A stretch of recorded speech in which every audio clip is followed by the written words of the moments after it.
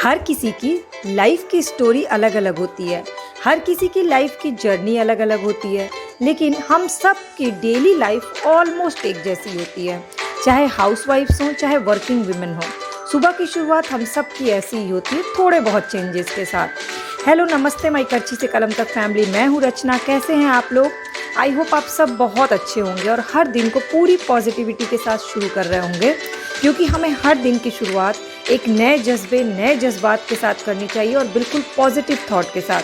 तो मेरी सुबह की शुरुआत आप सब की तरह होती है। अपने बेटे को उठाती हूँ, उसे गार्गल करने के लिए नमक और गर्म पानी देती हूँ, साथ ही साथ गुनगुना पानी, च्यवनप्राश और 5 ड्राई फ्रूट्स तुलसी के पत्ते के साथ देती हूँ।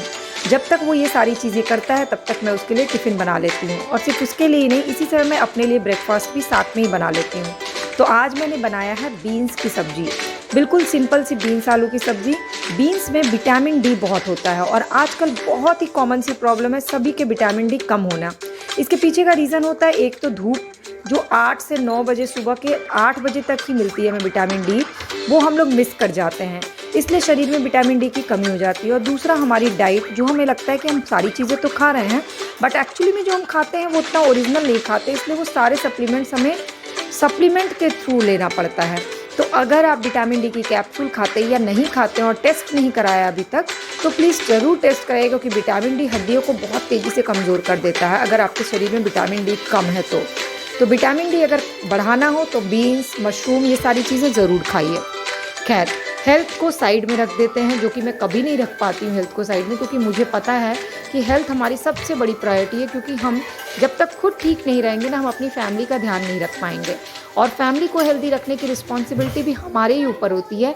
इसलिए हमें ये ज़रूर पता होना चाहिए कि क्या खाना है, कितना खाना है, कैसे खाना है और किस समय खाना है। इसलिए मेरी कोशिश हमेशा ये होती है कि अपने ब्लॉग्स के थ्रू आपको ये सारी छोटी छोटी टिप्स बताते रहूँ। तो बीन्स आलू की सब्ज़ी बनाई और साथ ही साथ बनाया मल्टीग्रेन पराठा। बीन्स आलू की सब्ज़ी बिना टमाटर के बनाई, क्योंकि आजकल टमाटर के भाव जो है वो बिल्कुल सोने के भाव जैसे हो गए हैं। फ़िलहाल यहाँ पर 140 रुपया किलो टमाटर मिल रहा है। तो ऐसे में जो सूखी सब्ज़ी होती है उसमें टमाटर को अवॉइड कर देती हूँ, जबकि मुझे पता है कि टमाटर खाने के बहुत सारे फ़ायदे हैं और बच्चों को तो ज़रूर देना चाहिए, क्योंकि टमाटर जो पेट के वर्म्स को ख़त्म करता है, और बच्चे दिन भर में इतनी गंदी चीज़ें छूते हैं कि उनके पेट में ऑटोमेटिक वर्म्स आ जाते हैं। बट अभी टमाटर को मैंने बीन्स में अवॉइड कर दिया, मैं दिन और रात की सब्ज़ी में यूज़ कर लूँगी।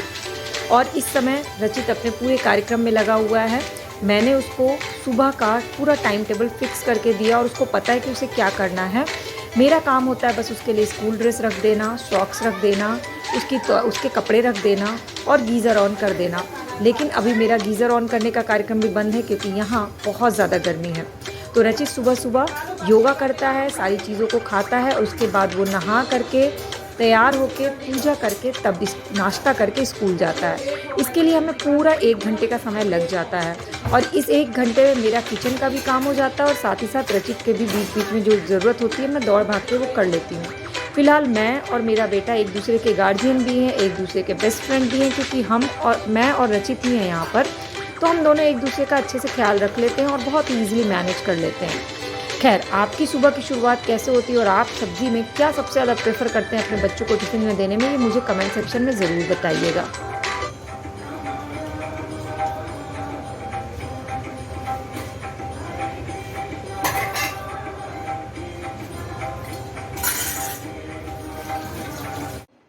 टिफ़िन तैयार हो गया। टिफ़िन में सबसे पहले बीन्स आलू की सब्ज़ी और साथ ही साथ मल्टीग्रेन के 2 पराठे दे दिए।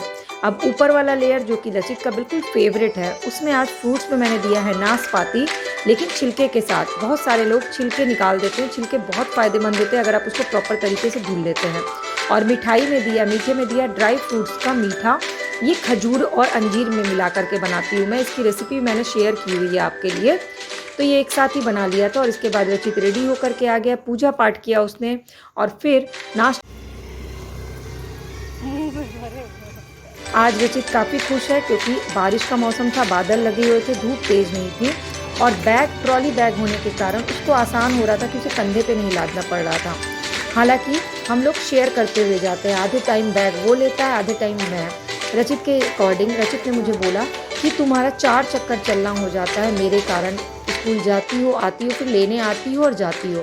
तो मम्मा मैं तुम्हारे लिए इतना तो कर ही सकता हूँ। तो बच्चे जब ये छोटी सी चीज़ भी बोल देते हैं ना, तो ही बहुत अच्छा लगता है। बच्चे अपना अपने एंगल से इतने केयरिंग हो जाए, अगर आपने वो इमोशंस डेवलप कर दिया है तो समझिए कि आपका बच्चा जो है उसको सारे संस्कार मिल गए हैं। मेरे लिए संस्कार की जो डेफिनेशन है ना, वो यही है कि बच्चों के अंदर बड़ों को लेके, छोटों को लेके इमोशंस होने चाहिए, केयर की भावना होनी चाहिए। तो मैं बस जब रचित इतनी सी बातें भी बोल देता तो मैं बहुत खुश हो जाती हूँ। इसके बाद अभी मैं अपने सामान को सेटअप करने में लगी, तो आज मैंने अब ये वाला कमरा चूज़ किया। सारे कर्टन्स इतने दिन से घर बंद था, 1.5 महीने से, तो डस्ट हो गया था। सारे कपड़े जो मैंने सूटकेस में लेकर के आई उसको अलग अलग जमाना था, लाइक घर के कपड़े अलग, बाहर के कपड़े अलग, और स्पेशल कपड़े जो हैं वो अलग। रचित का भी ऐसे ही सेक्शन वाइज जमाना था। फिर मैंने कुछ चीज़ें सामान इधर उधर करके चेंजेस किया। घर में जब थोड़े बहुत चेंजेस करते हैं तो घर से नेगेटिविटी दूर होती है और एक पॉजिटिव वाइब्स आती है। एक ही तरह से चीज़ों को देखते देखते मन उठ जाता है। तो थोड़े बहुत फर्नीचर इधर उधर करने से ना बड़ा अच्छा सा लगता है। और मेरी कुछ आदत है भी ये, मुझे इंटीरियर्स चेंज करते रहना। कुछ भी चीज़ें, जैसे मैंने फ्रिज के ऊपर का साफ़ किया, क्योंकि नॉर्मली सभी के घर में ना फ्रिज के ऊपर एक शॉर्ट अलमीरा ज़रूर होती है। मुझे फ्रिज के ऊपर सामान रखना बिल्कुल पसंद नहीं है। ये मम्मी का घर है, मम्मी ऑलरेडी फ्रिज के ऊपर दवाई और बहुत सारी चीज़ें रखती है, तो मैंने उसको क्लीन कर दिया और फ्रिज के ऊपर डेकोरेशन कर दिया है। फिर दूसरा कमरा जो है वो पूजा रूम का, उसमें मेरा सारा लगेज फैला हुआ है, तो एक एक करके मैं अपने लगेज को क्लीन, मतलब कहते हैं ना, सेट कर रही हूँ। एक दिन में सारा लोड ले लेने से अभी थोड़ी टेंशन ये है कि मेरी तबीयत नहीं ख़राब होनी चाहिए, क्योंकि रचित के साथ सिर्फ मैं हूँ, तो मेरा ठीक रहना बहुत ज़रूरी है।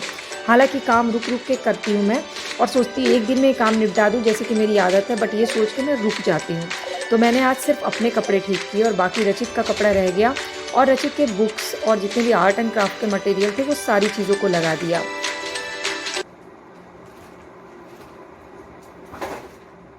वैसे बच्चे जब स्कूल चले जाते हैं तो एक अलग मेंटल पीस होता है, लेकिन ज़्यादा टाइम बच्चे बाहर रह ले तो मन भी नहीं लगता है। ये सारे मदर्स की बात होती है, सारे मदर्स की दिल की बात यही है। जब रचित जाता है उसके बाद में अपना डेली रूटीन जो होता है ना, वो करने के बाद एक खाली टाइम ऐसा आता है जब लगता है कि नहीं, रचित अब जल्दी से आ जाए। लेकिन यूट्यूब की वीडियोस के लिए कंटेंट तैयार करना, घर का सारा काम करना, वो सारी चीज़ें करते करते पूरा दिन बीत जाता है। और एक बार जब वो स्कूल से आ जाता है उसके बाद मैं अपने आप को टाइम नहीं देती, ना अपने काम को टाइम देती हूँ। मैं सिर्फ और सिर्फ रचित में इन्वॉल्व होती हूँ, उसको पढ़ाना लिखाना, उसको खाना देना।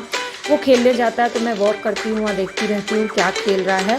थोड़ी देर वॉक करके वापस आ जाती हूँ, उसको फुल फ्रीडम देती हूँ कि 1-1.5 घंटे फ्री होकर के वो खेले।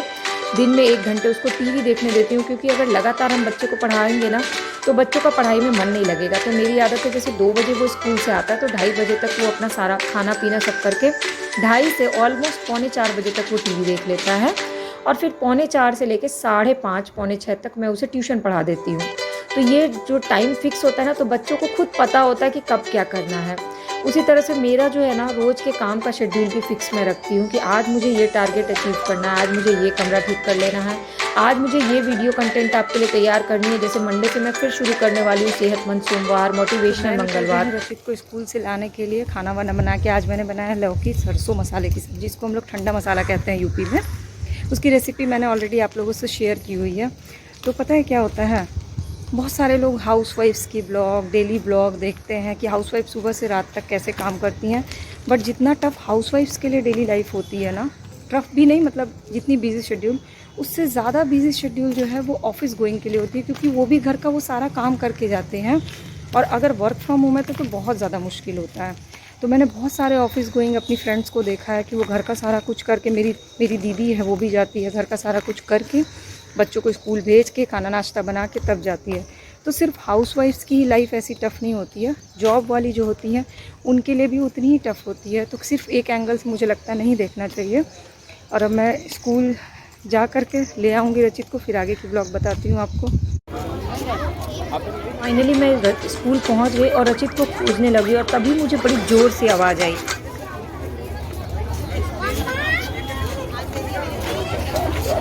कैच क्यों नहीं लगा? लेट हो गए हैं। ओके, मैम से मिलना है। चलो, कैप पहले से निकाल के रखा करो बेटा।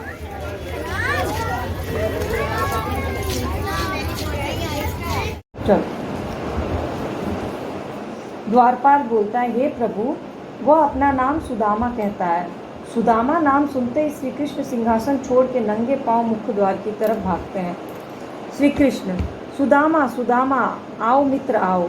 श्री कृष्ण और सुदामा गले मिलते हैं। अंदर चल के श्री कृष्ण सुदामा को सिंहासन पर बैठाते हैं और स्वयं सामने नीचे बैठते हैं। श्री कृष्ण बोलते हैं, कैसे हो मित्र, बहुत समय बाद याद किया हमको। सुदामा बोलते हैं, कैसा हूँ, देख ही रहे हो, तुमने भी तो मुझे भुला दिया, मतलब तुम भी तो मुझे भूल गए। श्री कृष्ण, नहीं भाई, तुम तो मेरे दिल में हो, कहो भाभी जी कैसी हैं। सुदामा, ठीक है, उन्हीं के कहने पे मैं तुमसे मिलने आया हूँ। सुदामा के कांटों से भरे फटे नंगे पैर देख के श्री कृष्ण की आंखें डबडबा गई। डबडबाना मतलब आंख से आंसू और निकलना। एक चीज बताऊं, इतना रोए वो कि उनका मतलब उनका पैर धुल गया। ओह, श्री कृष्ण, हाय मित्र, तुम इतनी दूर नंगे पांव चल कर आए। हाय इस समय नहीं होती। हिंदी वाला हाय है बेटा, ये इंग्लिश में ऐसे हाय होता है और हिंदी में हाय मतलब जब कहीं दर्द होता है तो लोग बोलते हैं हाय राम दर्द हो रहा है, ये वो हाय। तुमने बहुत कष्ट उठाया सुदामा, जिंदगी में कहीं कांटे हैं तो कहीं फूल भी हैं, हमको सब सहने की आदत हो गई है। श्री कृष्ण, भाभी जी ने हमारे लिए अवश्य कुछ दिया होगा, लाओ कहाँ छिपाया। सुदामा, चावलों की पोटली के बगल में छिपाते हुए, नहीं नहीं कुछ नहीं, चावल की एक पोटली थी। पोटली मतलब जब कुछ बांधते हैं कपड़े में तो उसको पोटली कहते हैं। श्री कृष्ण, पोटली खींच के सुदामा जी इसलिए नहीं दिखाए थे कि उनको लगा कृष्ण जी इतने बड़े राजा हैं, वो क्या ये चावल खाएंगे, उनको तो सब खाने को मिलता है ना। पोटली खींच के सुदामा, तुम्हारी बचपन की चोरी की आदत गई नहीं, पहले गुरु माता ने चने दिए थे। गुरु माता मतलब जो शिक्षक पढ़ाते हैं ना, उनकी वाइफ या उनकी माँ ने चने दिए थे, तुम अकेले खा गए, मुझे नहीं दिए, अब भाभी के लिए चावलों को भी वही करना चाहते हो। सुदामा, अरे कान्हा, तेरा तो नाम ही माखन चोर है, ले खा ले कच्चे चावल। श्री कृष्ण पोटली खोलकर मुट्ठी भर चावल मुंह में डालते हैं। श्री कृष्ण, वाह क्या स्वाद है इन चावलों में। स्वाद मतलब टेस्ट। सुदामा 10-15 दिन तक द्वारका में रहे। श्री कृष्ण ने मित्र का खूब आदर सत्कार किया। आदर सत्कार मतलब सेवा करना। सुदामा, मित्र अब मुझे चलना चाहिए, पंडिताइन अकेली है, ना जाने कैसे होंगी। तो पंडित की वाइफ होती है उनको क्या बोलते हैं, पंडिताइन। श्री कृष्ण, भाई कुछ दिन और रुक जाते, फिर जैसी आपकी इच्छा। सुदामा अपने गांव लौट के।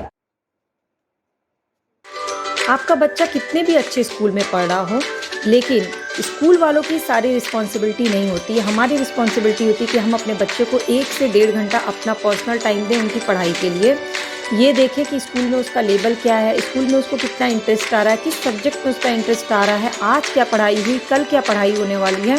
और इससे आपके और आपके बच्चों के बीच का कम्युनिकेशन स्ट्रॉन्ग होता है और बच्चों की पढ़ाई भी बहुत अच्छी होती है।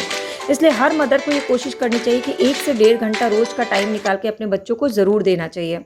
मैं अपनी तरफ से पूरी कोशिश करती हूँ और उस समय मैं कुछ भी और चीज़ें नहीं करती हूँ।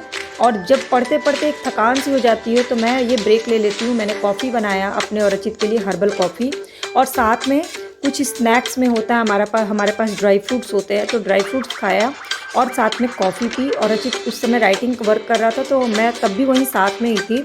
हम दोनों का इन्वॉल्वमेंट एक दूसरे के साथ ऐसे रहता है ना, तो हम लोग का कम्युनिकेशन बहुत स्ट्रॉन्ग है। ना मैं उससे कोई भी बात छुपाती हूँ, ना वो मुझसे कोई भी बात छुपाता है। और इसलिए वो जो बच्चे अक्सर झूठ बोल जाते हैं ना पेरेंट्स से, वो वाली चीज़ मेरे और रचित के बीच में नहीं है। और मेरे ख्याल से आपको भी ये कोशिश करनी चाहिए कि अपने बच्चों से ना मैक्सिमम कम्युनिकेशन करना चाहिए। हर समय जासूसी वाला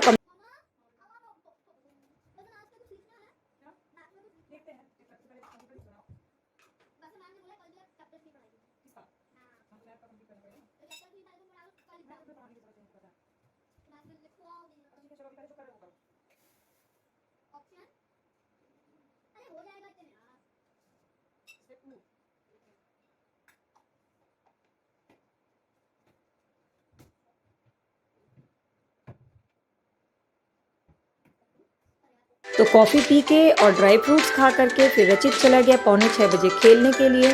फिर वो आता है 7:30 पे, हाथ पैर मुंह धुलता है और फिर स्कूल का कुछ और बेसिक जो काम होता है ना, जो रिवीजन सेक्शन होता है, वो मैं रात में हाफ एन आवर उसको करा देती हूँ जब तक कि मैं खाना बनाती हूँ। तो मैं रिवीजन भी करा रही थी और साथ में सामने ही खाना भी बना रही थी। और इसके बाद वो खाना खा के 9 बजे तक सो जाता है। तो लाइफ सबकी जो होती है वो ऑलमोस्ट एक जैसी ही होती है।